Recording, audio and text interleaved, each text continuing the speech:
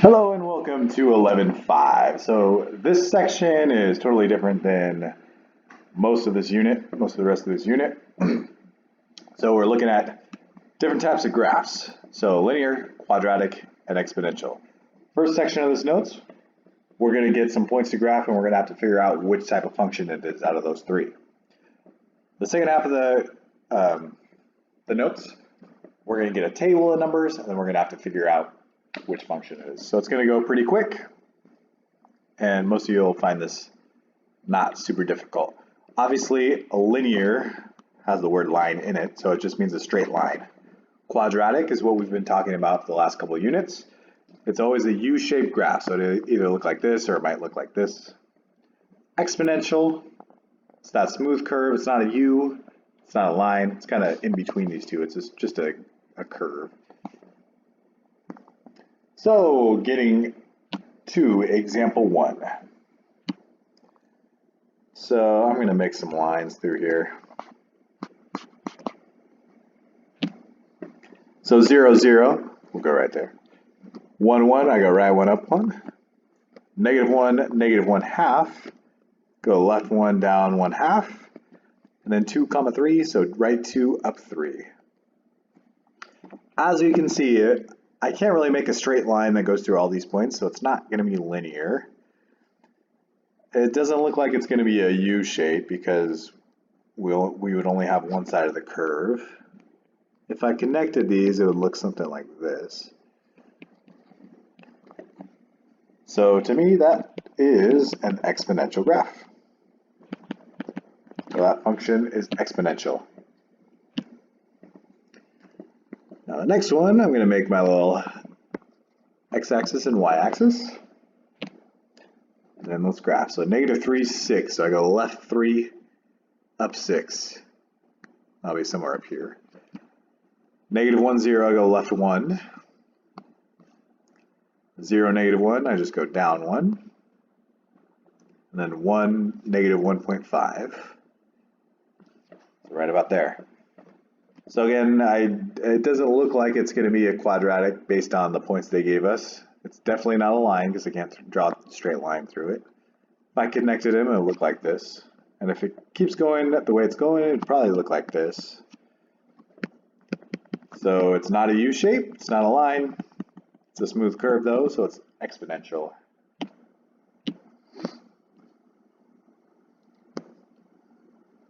So our next one,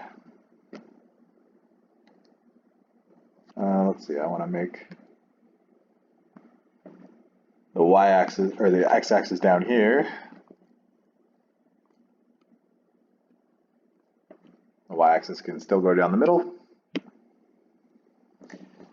Now I'm going to graph the points. So negative 2, 11. I go left 2, up 11. So 1, 2, 3, 4, 5, 6, 7, 8, 9, 10, 11, somewhere up here.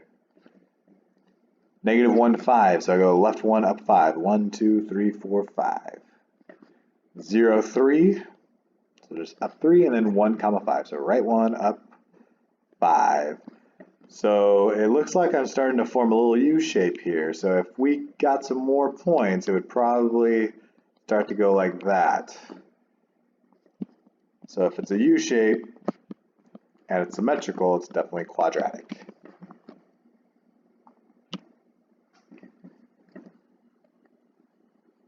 And then our last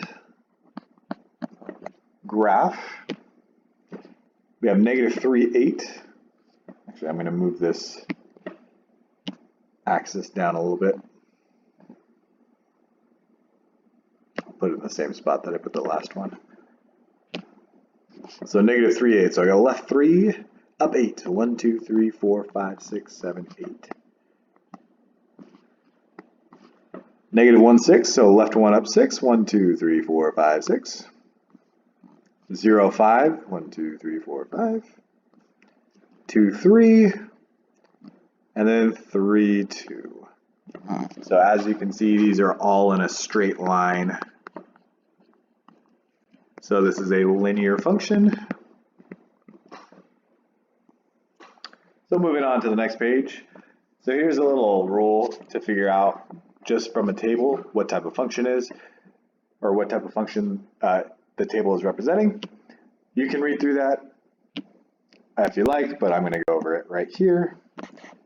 So what type of function best models the tables below? So I'm going to look, well, the x values are going up by 1, so that's kind of important. But the y values are the most important. So this goes up by 3, up by 3, up by 3, up by 3. So we're adding 3 each time. So if we're adding or subtracting the same number, that's called a constant rate of change. So you probably talked about that in Math 1 last year. You have a constant rate of change, that means you have a linear function. So now I'm going to look at this one. So this is changing, well, we added 2, then 4, then 8, then 16. But another way to look at this is the numbers are doubling. So we're multiplying by something. We're multiplying by 2 each time. So anytime you're multiplying by the same number, that's an exponential function.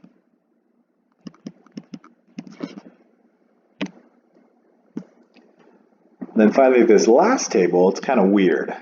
So we subtracted 8, then we subtracted 6, then we subtracted 4, then we subtracted 2.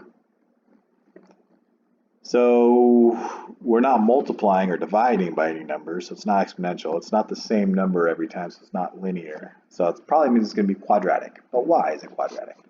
Well, if we look at the difference between the differences, so this number was -8, then it became -6. So what's the difference between those? It went down by 2.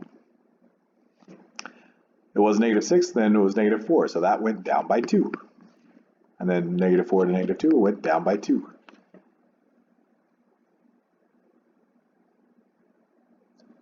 So actually we're adding 2 each time.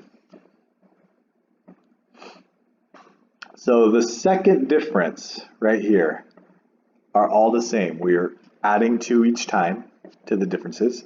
So that's what makes it quadratic. So that's the weird one. And that's going to be it for the notes.